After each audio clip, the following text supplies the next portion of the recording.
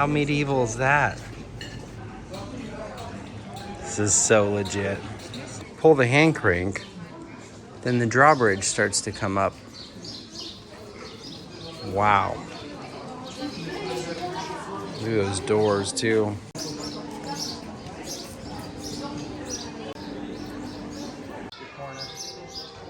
Over here.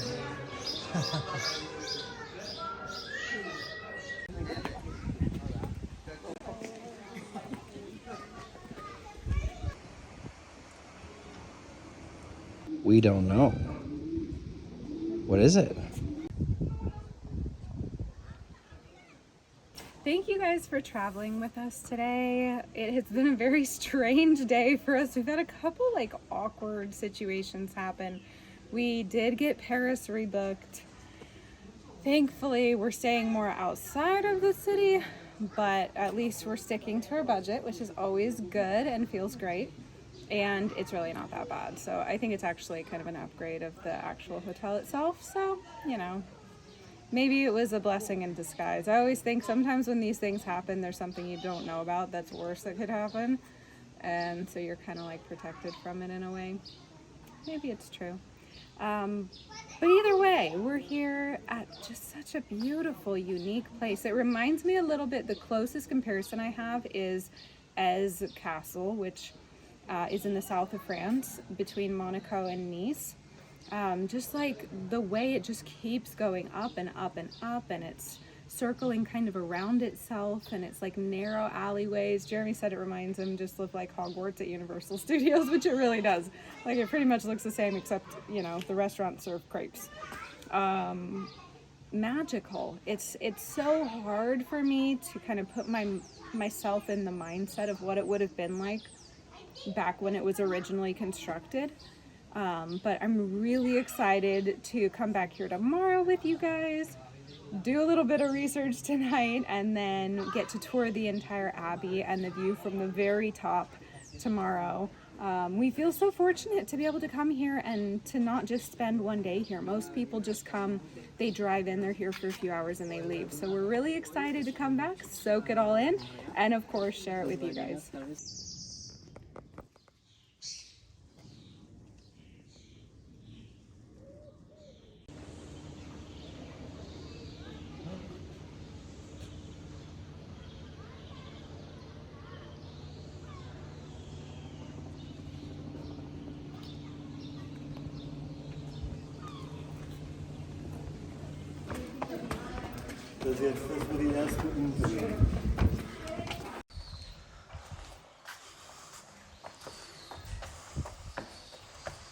Well, they definitely had a health regimen, huh?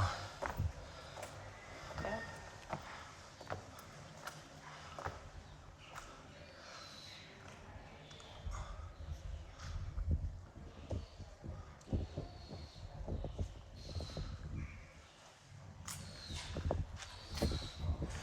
What do you think, babe? Anyone else find it funny how like you look at monks dressed with their religious clothes and it just looks like Harry Potter to me? It's like robes. Like in the United States we don't wear robes, really. Straight up core. Let's get it. Good morning. Good morning. I don't know how many stairs we've done so far, but this is the main entrance, so we'll see.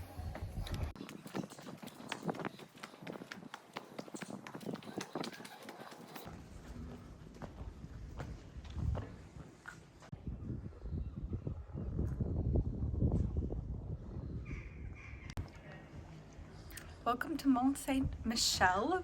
I am so excited to be here with you guys. Somehow we have a tendency, I guess. The last time we went to like a mountain monastery, Mont Saint, it was like kind of gloomy and mysterious, and we got that kind of weather again today, so I'm excited about that. It does feel like we're kind of at Hogwarts, to be honest, but it is actually a church built on top of a city, and it started when the bishop had a dream that the Archangel Michael came to him and said, build this island city. with a abbey on top. And he ignored it at first, but then he had the dream a second time and he's like, I better do that. So he did, and it started in the year 700 and something, in the 700s, and it took 1,300 years to finish it.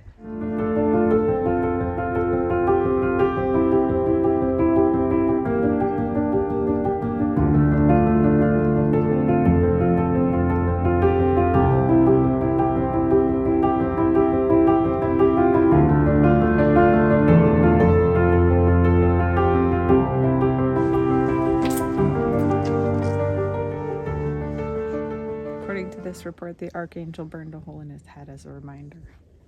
The original Sandlot reference comes from here. If you build it, they will come.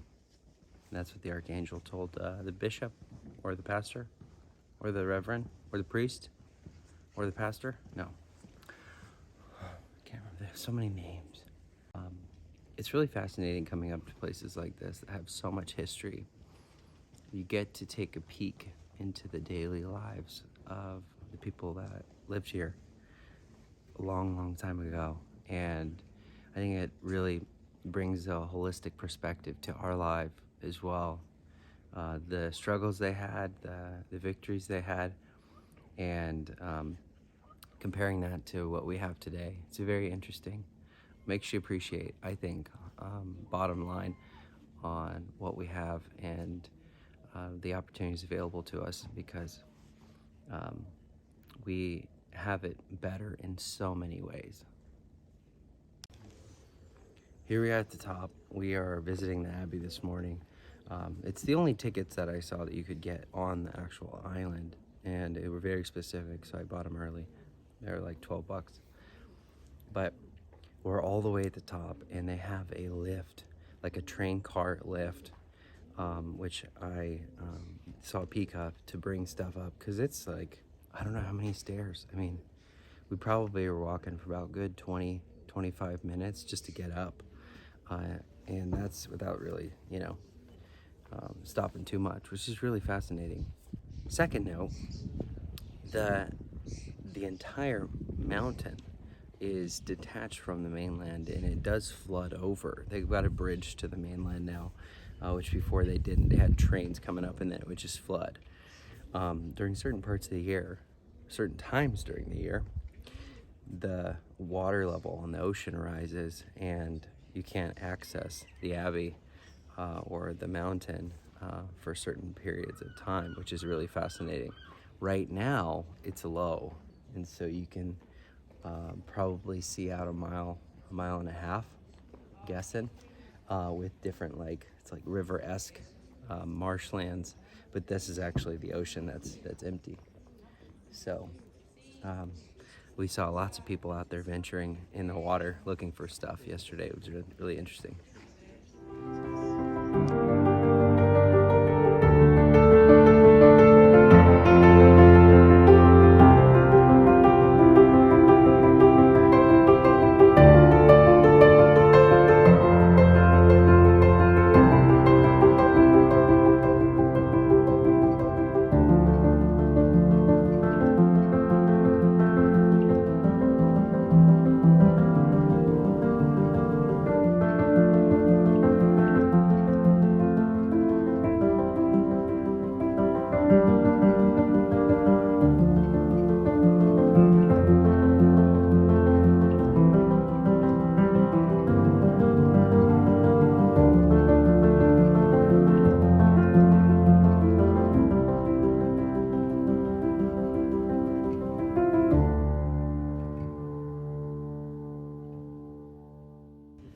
This was considered for many years as one of the greatest pilgrimage destinations in Europe.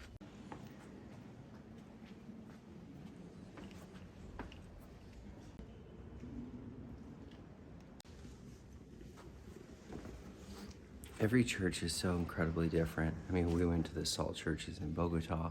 We've been to the most beautiful church I think I've seen in Barcelona. Been to some Gothic churches, one of the largest Gothic churches in Prague, even the one in Sevilla, the third largest. Every church is so different. And in this church, I only saw one piece of art. Maybe that's not how it was. Maybe that's just what they have on display now. But it's really fascinating because in so many churches, I mean, even like the church in Madrid and some of these other places we've been, the artwork is just like all over the place because they want you to see the pictorials of what was in the Gospels or in the Old Testament and the stories. And in here, it's more like a monastery. It feels like that because it's just literally no art, and you kind of make up whatever you want to make up, and it's very bare. And maybe that's just the island itself, but I feel like I'm on an island. And I know I am, like, practically, but I feel like I really, really am on an island.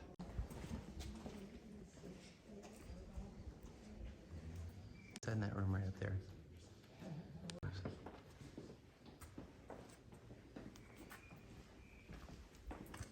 These are wooden rivets.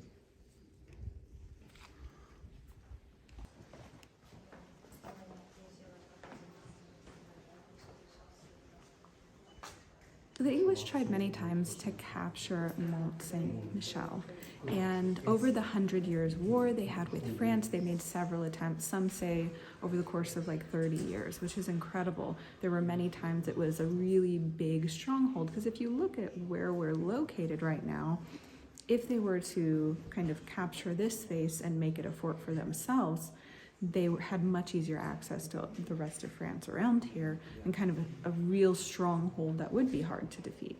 Well, the French did defeat them repeatedly, and it was said that this inspired Joan of Arc.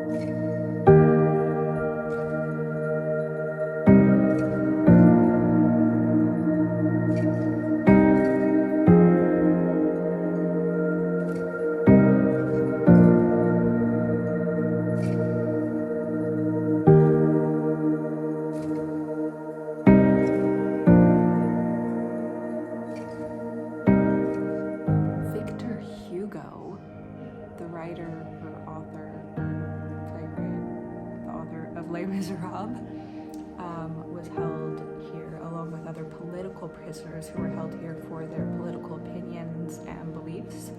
And that lift that we saw on the exterior was actually the lift to bring food up to the prisoners. And so they would have to stand in there and move it up in order to get their food for the day.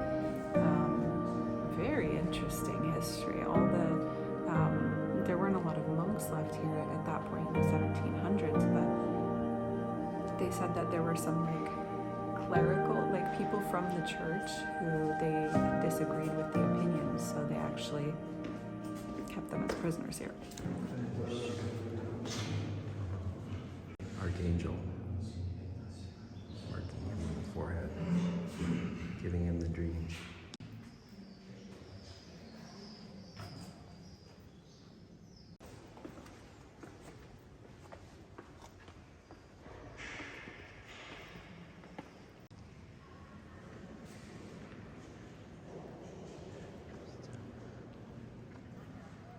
Hey babe, how big is this fireplace?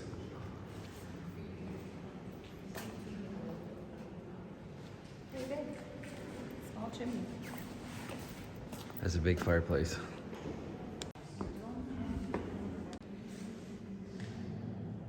Now, back in the day, it was considered to be a kind of pilgrimage of penance. You can imagine, in the 1400s, it was not easy to get here, and it was treacherous, and it's said that the tides can travel as fast as a galloping horse.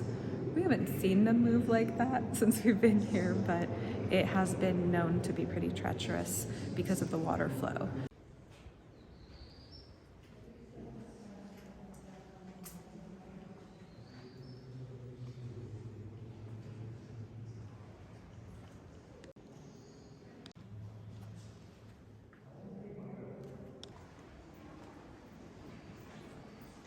It's always crazy going through crypts because all the revered stuff and all the stuff that they wanted to keep hidden and the stuff they wanted to keep safe was all put in crypts. We just walked through the Great Pillar Crypt and another crypt, I think named after one of the saints. I knew it would be busy today because of the way they did the reservation system, and we were the first ones in, and it is chaos outside. This is like the one destination for this entire place, and everybody that comes here, there's only one reason why they come here. It's for this place. So you can see the enthronging, crazy, curious tourist outside.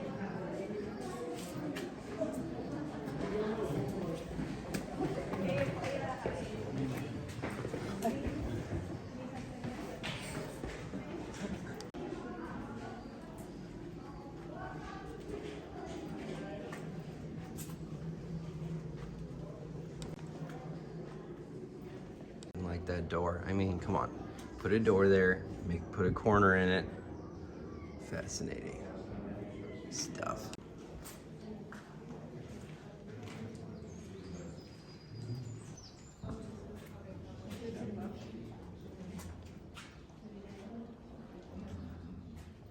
Back when this was used as a prison, I think it was the 1700s through the 1800s, and of course, as I mentioned, Victor Hugo sometime in the 1800s was here.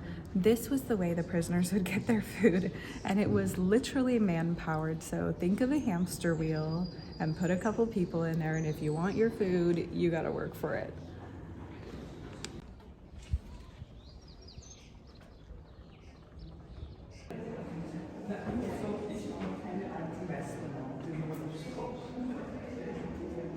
Every corner of this place is fascinating.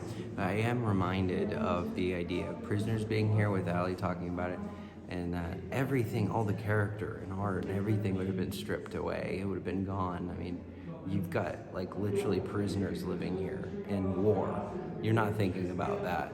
So it's bare bones monastery, but the architecture and the time and the era is so fascinating. And even the story of origination, the dreams, to produce this thing. It is the icon of France, and it's on everybody's default screensavers for all eternity.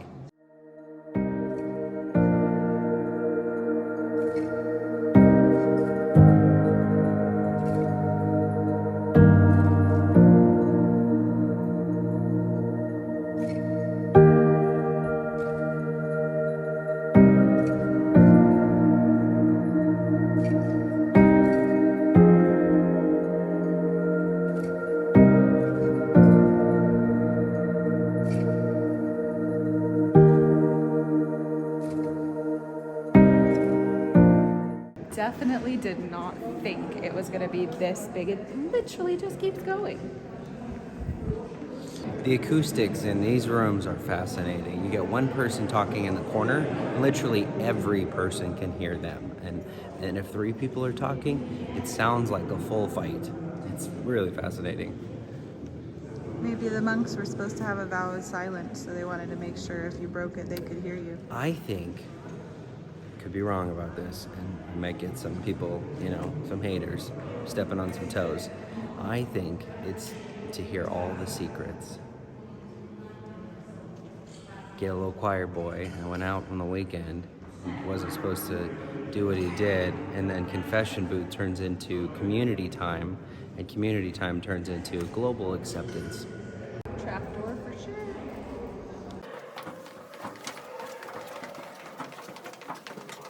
Look, you could get a tapestry in the gift shop. That's fun.